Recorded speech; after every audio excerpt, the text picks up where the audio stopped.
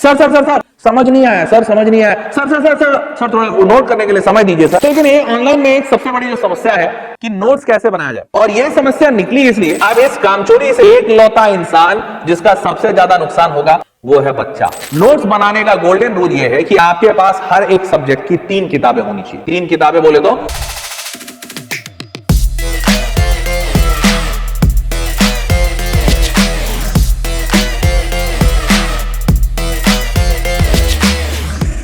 भाई ऑनलाइन में पढ़ाई आज के डेट में बहुत कॉमन बात है, और आप लोग भी ऑनलाइन पढ़ाई कर रहे हैं। इनफैक्ट मेरा वीडियो देख रहे हो तो ये भी तो ऑनलाइन है। लेकिन ये ऑनलाइन में एक सबसे बड़ी जो समस्या है कि नोट्स कैसे बनाया जाए, और ये समस्या निकली इसलिए क्योंकि जब पहले के टाइम पे पढ़ाई होती थी तो उसमें ऐसा माहौल होता था कि टीचर बोर्ड पे लिख रहे होते थे, और बोर्ड पे लिखने के बाद टीचर थक जाते थे। बड़ा कॉमन सा होता था टीचर के लिए भी कि देखो बेटा हमने बोर्ड पे लिख दिया है, अब चलो तुमको समय दे रहे हैं नोट्स करने के लिए। तो बच्चे के पास समय होता था पूरा बोर्ड को अपने हूबहू कॉपी में उतारने का। और इससे 2-3 फायदे थे। पहला, टीचर को आराम मिल जाता था। दूसरा, टीचर जब ये पूरी चीज पढ़ा रहे होते थे, क्योंकि टीचर पहले बोर्ड पे लिखते थे, लिखने के बाद पढ़ाते थे, तो पढ़ाते थे मतलब एक्सप्लेन कर रहे हैं तो एक्सप्लेन करने में बोलना बहुत पड़ता था।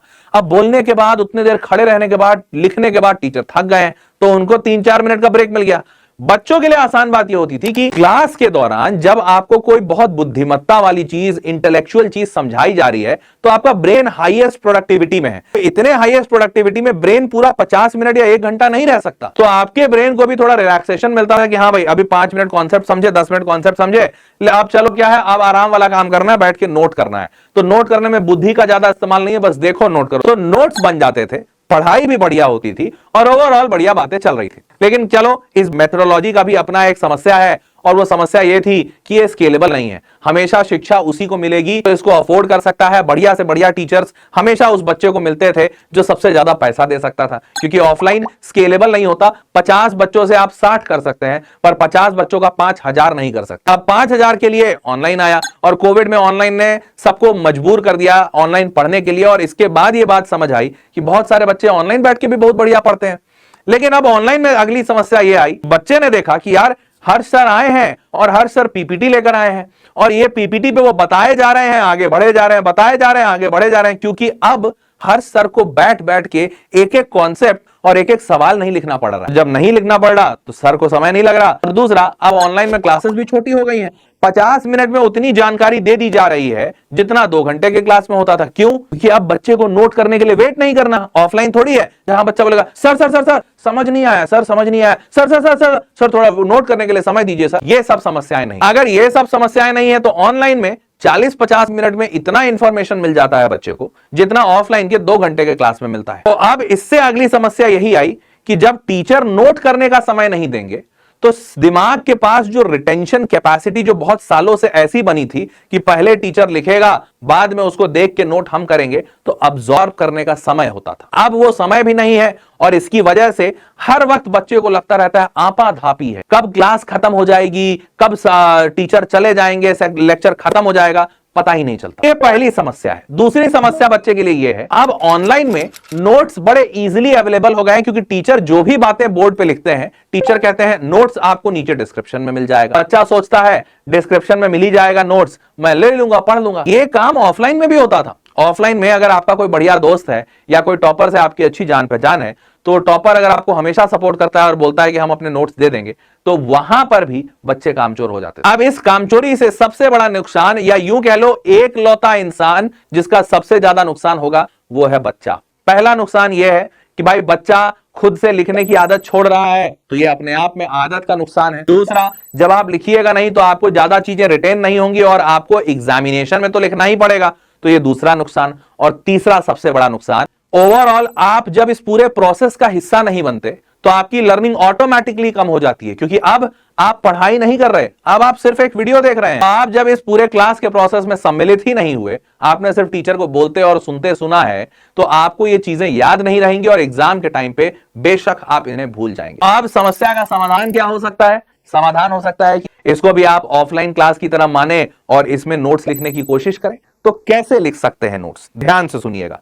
नोट्स बनाने का गोल्डन रूल यह है कि आपके पास हर एक सब्जेक्ट की 3 किताबें होनी चाहिए। 3 किताबें बोले तो 3 कॉपियां होनी चाहिए। पहली कॉपी का नाम होगा कॉन्सेप्ट कॉपी, दूसरी कॉपी का नाम होगा रफ कॉपी, और तीसरी कॉपी का नाम होगा फाइनल नोट्स कॉपी। ये जो कॉन्सेप्ट की कॉपी है, आप जब टीचर कोई भी पढ़ा रहे हैं तो टीचर सबसे पहले क्या करते हैं, एक थ्योरी बताते हैं, उसका फॉर्मूला बताते हैं, उसके पीछे के क्या कॉन्सेप्ट्स हैं ये बताते हैं, उसमें इंपॉर्टेंट चीजें ध्यान में रखने वाली क्या है ये बताते हैं। आप ये पूरी बातें सुनिए और इनमें से आपको जो इंपॉर्टेंट लग रहा है, जो आपने सुना और आपको लगा यार ये तो बहुत बढ़िया बात है, या ये तो याद रखना चाहिए मुझे, या फिर टीचर ने बताया कि बेटा ये वाला याद रखना एग्जाम में जरूर आएगा, आप ये सारी इंपॉर्टेंट चीजें जितनी लिख सकते हैं ये उस मेन कॉन्सेप्ट कॉपी में लिखिए। ये आपकी पहली कॉपी है। और ध्यान रखिएगा, इस कॉपी का उद्देश्य ये नहीं है कि आपके टीचर ने जो जो कहा, जैसे जैसे कहा, अक्षर सा हुआ सब उतर जाना चाहिए, नहीं।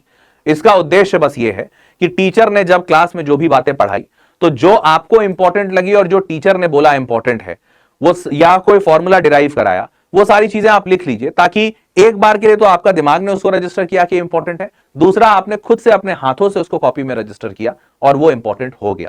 अब दूसरा आता है, टीचर थ्योरी समझाने के बाद सवाल पे बढ़ते हैं कि चलो अब सवाल करते हैं। यहां पे बच्चों का कई बार डाउट होता है कि आप सवाल भी लिखना चाहिए, उस सवाल का आंसर लिखना चाहिए। नहीं, सवाल जब भी टीचर करा रहे हो तो सबसे पहले तो आपको सवाल को देखना चाहिए, समझना चाहिए कि टीचर सॉल्व कैसे करा रहे हैं। अगर आपको वो समझ आ रहा है तब तो आप पैरेलली सॉल्व कर लीजिए। 90% केस में ऐसा नहीं होता, तो जब टीचर ने उसको सॉल्व करा दिया है तो आप थोड़ा 1-2 मिनट का समय लीजिए और इस बार खुद से उस सवाल को सॉल्व कीजिए अपने उस रफ नोटबुक में जो आपने दूसरी नोटबुक बनाई है। ठीक है, तो आपने रफ नोटबुक में दूसरी जगह पे ये सारी चीजें सॉल्व कर दी और ये आदत अपने हर क्लास का बनाइए कि ऑनलाइन लेक्चर्स जहां पे भी होंगे आप साथ साथ सवाल सॉल्व करेंगे, या तो आप टीचर को पॉज कर देंगे, सवाल सॉल्व कर लेंगे, या फिर अगर टीचर के साथ साथ सॉल्व करना चाहते हैं तो साथ साथ कर लेंगे।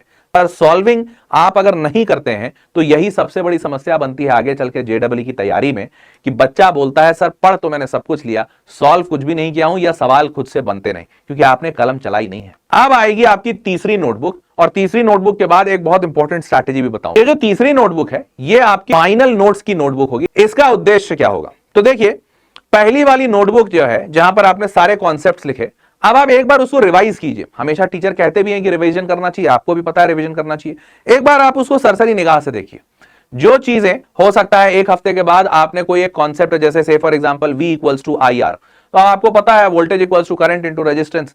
अब मान लेते हैं आपने पहली बार इसको सुना तो आपको इंपॉर्टेंट लगा, पर अब 1 हफ्ता 2 हफ्ता बीतने के बाद आपने इसको इतना इस्तेमाल कर लिया है कि आपको लग रहा है यार ये तो बहुत कॉमन सेंस है, इसको तो मैं नहीं लिखूंगा इंपॉर्टेंट नोट्स में, तो आप उसको छोड़ दीजिए और जो जो कॉन्सेप्ट आपको इंपॉर्टेंट लगे आप उसको मार्क करके अपने शॉर्ट नोट्स में एक बार लिख लीजिए।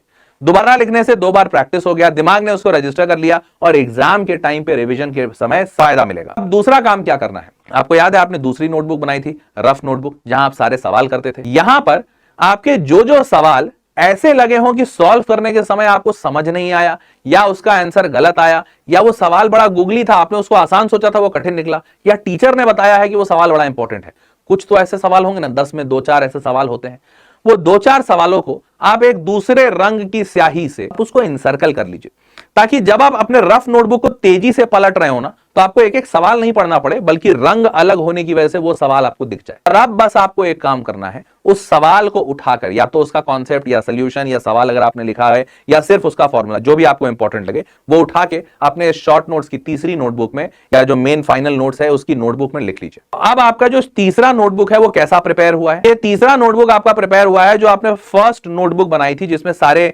नोट्स लिखे हुए थे, क्लास की बातें लिखी हुई थी, उसकी सबसे इंपॉर्टेंट बातें इस तीसरे नोटबुक में आ गई, और क्लास के दौरान आपने जो भी सवाल सॉल्व किया था इसकी भी सारी इंपॉर्टेंट बातें इस तीसरे नोटबुक में आ गई। तो अब आपका फाइनल धरोहर तीसरी नोटबुक बनता है एग्जामिनेशन के टाइम पे, क्योंकि जब एग्जाम होगा तो आप इतने सारे नोटबुक थोड़ी रिवाइज कर पाएंगे। शॉर्ट नोट्स बुक से जो तीसरे नंबर का है, इससे आप फाइनल रिवीजन भी कर पाएंगे, और आपको ये तीसरी नोटबुक कोशिश करनी है कि रंग बिरंगी बने। मतलब देखिए आप सब जानते हैं कि अच्छी चीजें देखने में आंखों को भी बड़ा आनंद आता है। जीवन ब्लैक एंड व्हाइट हो तो मजा नहीं है। एक व्हाइट कलर का पेज और उस पर ब्लैक कलर का पेन, ये ब्लैक एंड व्हाइट फील देता है, या फिर व्हाइट कलर का पेज और उस पर ब्लू पेन। जब आप इसको रिवाइज करेंगे ना तो आपको बड़ा इंटरेस्टिंग लगना चाहिए, आपको लगना चाहिए वाह ये लाल में है, या पीला में है, या हरा में है, या नीला में है, और नोटबुक अपने आप में आपको अट्रैक्ट करे चीजों को रिवाइज करने के लिए। इससे आप महसूस करेंगे कि एग्जामिनेशन के टाइम पे आपका मन कभी आपको पीछे नहीं ढकेलेगा कि अरे यार रिवाइज नहीं करेंगे। आपको लगेगा अरे यार चल ना वो नोटबुक खोलते हैं जिसमें हाथ से मैंने मेहनत करके लिखी है। पता है एक और बात महसूस कीजिएगा, जब आप पन्नों पर लिखते हैं ना तो पन्नों पर लिखने से जो दबाव पड़ता है और उसके पीछे, पन्ने के पीछे एक आकृति सी बन जाती है, कभी उसको छू कर महसूस करने की कोशिश कीजिएगा। ऐसा लगता है कि आपकी मेहनत, आपकी उंगलियों के जो दबाव है वो उस पन्ने से, वो पन्ना बयान कर रहा है कि आपने कितनी मेहनत की है, और ये अपने आप में बड़ा सुकून देता है।